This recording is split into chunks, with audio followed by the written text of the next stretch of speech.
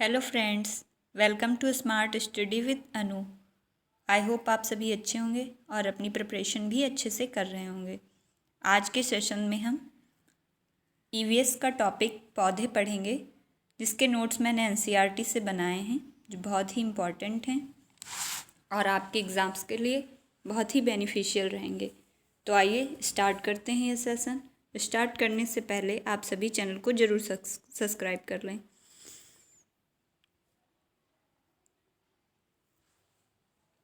पौधों में सबसे ज़्यादा इम्पॉर्टेंट है रेगिस्तानी ओक, डिज़र्ट ओक। यह ऑस्ट्रेलिया में रेगिस्तानी ओक पेड़ पाया जाता है। इसमें पत्तियां बहुत कम होती हैं। इसकी ऊंचाई सामान्य दीवार लगभग 4 मीटर के बराबर होती है। इस वृक्ष की जड़ें वृक्ष की ऊंचाई की लगभग 3 गुना गहराई तक नीचे ज़मीन के भीतर जाती हैं, जब तक जल तक ना पहुंच जाएं। यह पानी पेड़ के तने में जमा होता रहता है। जब कभी इस इलाके में पानी नहीं होता तो वहाँ के लोग इसके तने के अंदर पतला पाइप डालकर पानी निकाल लेते हैं। नेक्स्ट है क्रोटॉन। Croton plant. यह पौधा ज़मीन की दशा के बारे में संकेत देता है। इस पौधे की जड़ ज़मीन में ज़्यादा गहरी नहीं जाती। जब मिट्टी सूखने लगती है तो इस पौधे की पत्तियाँ सूखने और झड़ने लगती हैं, जिससे मिट्टी का पता चल जाता है कि मिट्टी सूख रही है। नेक्स्ट है नेफेंथीज। नेफेंथीज नामक पौधा इंडोनेशिया, ऑस्ट्रेलिया और भारत के मेघालय में पाया जाता है। यह पौधा कीट मकोड़े और छोटे जीवों का शिकार करता है। यह पौधा लंबे घड़े जैसा दिखता है, जिसकी ऊपर पत्ती का ढक्कन लगा होता है। इसमें से खुशबू निकलती है, जिसकी वजह से कीड़े मकोड़े इसके अंदर आकर्षित होते हैं और फंस जाते हैं। नेफेंथीज पौधे को घटपर्णी पौधा भी कहा जाता है। एग्ज़ाम में ऐसे भी क्वेश्चन आता है कि इनमें से कौन सा कीट भक्षी पौधा है या नहीं है। तो अन्य कीट भक्षी पौधे भी जान लेते हैं, जिसमें डायोनिया और सैंड्रियो, नेफेंथीज और क्रोटॉन ये सभी हैं।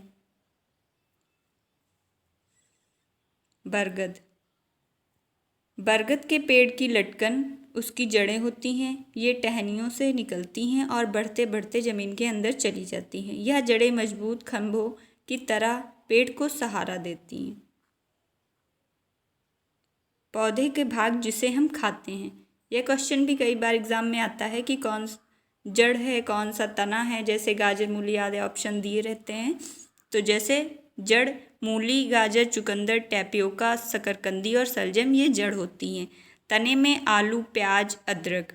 पत्ती धनिया, पत्ता गोभी, अरबी, पालक, कड़ी पत्ता। बीज चना, बाजरा, सरसों, गेहूँ, धान ये बीज होते हैं। फूल सहजन, केला, कचनार, इन सब चीज़ों के फूल खाए जाते हैं और फली मटर होती है। विदेश से आने वाली सब्जियां। हरी मिर्च, टमाटर, आलू ये साउथ अमेरिका से आए हैं। गोभी और मटर यूरोप से आई है। काफ़ी, बीन्स, भिंडी अफ्रीका से आए हैं। सोयाबीन चीन से आई है। पादपों में पारिस्थितिक अनुकूलन।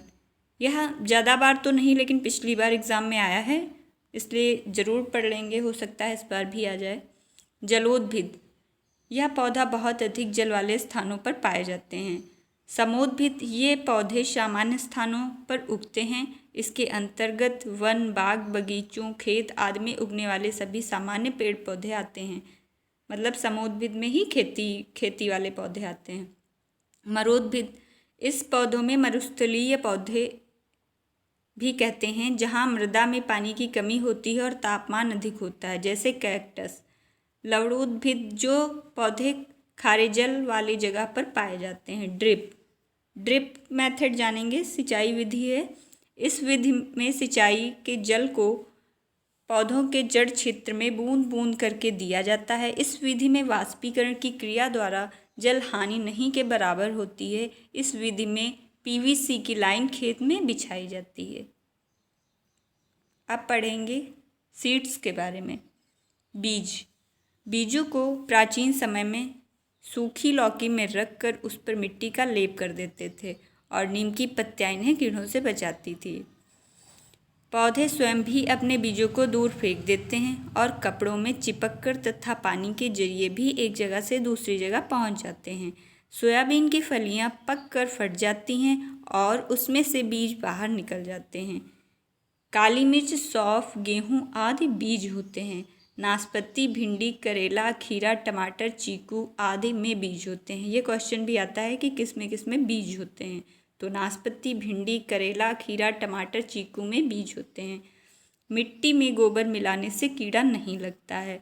मतलब जैसे राजस्थान या जहाँ भी मिट्टी के घर होते हैं तो उस पर गोबर का लेप किया जाता है, जिससे कि उसमें कीड़े ना लगें या उससे कीड़े अंदर ना जा सकें। कपड़े में बंधा हुआ बीज पानी में भिगोए गए बीज की तुलना में जल्दी से अंकुरित हो जाता है, क्योंकि कपड़े में बीज सांस लेने में सक्षम होता है। यदि बीज को कपड़े में बांध दिया जाए और उसमें से आधे बीज अंकुरित हो जाएं और आधे नहीं हों, तो इसका कारण क्या होता है? इसका कारण यह होता है बीज क्षतिग्रस्त होते हैं, बीज से टूट गए होते हैं, बीज में कीड़े लग गए होते हैं। आगे है, दांत दर्द के उपचार में लौंग का प्रयोग किया जाता है। यह भी क्वेश्चन भी एक बार पूछा गया है।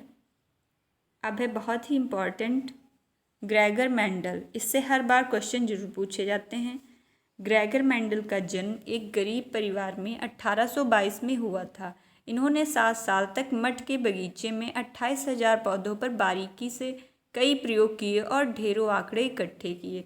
मेंडल ने बताया कि मटर के पौधों में कुछ ऐसे गुण होते हैं जो जोड़ियों में आते हैं, जैसे बीज का चिकना या खुरदुरा होना, पीला या हरा होना और पौधों के तने का लंबा या नाटा होना।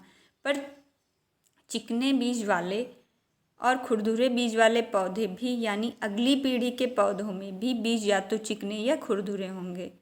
ऐसा आनुवंशिकी का बताया है, जैसे कि अगर माता पिता लंबे हैं तो संतान भी लंबी होगी, वैसे ही खुरदुरे बीज वाले पौधों के बीज खुरदुरे होंगे और चिकने पौधों वालों के बीज चिकने होंगे। ऐसा नहीं कि एक बीज थोड़ा चिकना और थोड़ा खुरदुरा बन जाएगा। इसी तरह रंग के गुण में अगली पीढ़ी के पौधों के बीज या तो पीले होते हैं या हरे। पीला हरा मिलकर कोई नए रंग का बीज नहीं बनाएंगे। मेंडल ने यह भी बताया कि जब बीज का पीला हरा गुण मिलते हैं तो मटर की अगली पीढ़ी के पौधों में ज़्यादा पीले बीज होते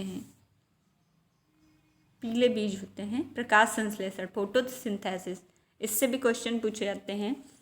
पत्तियाँ पादप की खाद्य फैक्ट्रियाँ हैं। जल एवं खनिज वाहिकाओं द्वारा पत्तियों तक पहुँचाए जाते हैं। जल खनिज पौधों में पत्तियों के द्वारा पहुँचाए जाते हैं। जल एवं खनिज वाहिकाओं द्वारा पत्तियों तक पहुँचाए जाते हैं। ये वाहिकाएं नली के समान होती हैं तथा जड़, तना, शाखाओं एवं पत्तियों तक फैली होती हैं। पत्तियों में एक हरा वर्णक होता है जिसे क्लोरोफिल कहते हैं। पत्तियों में एक हरा वर्णक होता है जिसे क्लोरोफिल कहते हैं। क्लोरोफिल सूर्य के प्रकाश की ऊर्जा का संग्रहण करने में पत्ती की सहायता करता है। इस ऊर्जा का उपयोग जल एवं कार्बन डाइऑक्साइड के खाद्य संश्लेषण से होता है। क्योंकि खाद्य संश्लेषण सूर्य के प्रकाश की उपस्थिति में होता है, इसीलिए इसे प्रकाश संश्लेषण कहते हैं। पत्तियों द्वारा सौर ऊर्जा संग्रहित की जाती है तथा पादप में खाद्य के रूप में संरचित हो जाती है। सबसे ज़्यादा इम्पॉर्टेंट इसमें सिर्फ ये लाइन है, पौधों के ऊपरी भागों में वाष्प रूप में जल की हानि को वाष्पोत्सर्जन कहते हैं। वाष्पोत्सर्जन किसे कहते हैं ये पूछा जा चुका है। पौधे के ऊपरी भागों से वाष्प रूप में जल की हानि को वाष्पोत्सर्जन कहते हैं। आज की क्लास में हम इतना ही पढ़ेंगे। यह बहुत ही ज़्यादा इम्पॉर्टेंट है, जो आप बुक से पढ़ते तो ज़रूर 1-1.5 घंटा लगता है या आपका काफ़ी समय लगता है, यह आपने 10-12 मिनट में ही पढ़ लिया है। तो चैनल को ज़रूर सब्सक्राइब करें, लाइक करें, कमेंट करें, शेयर करें। Thank you.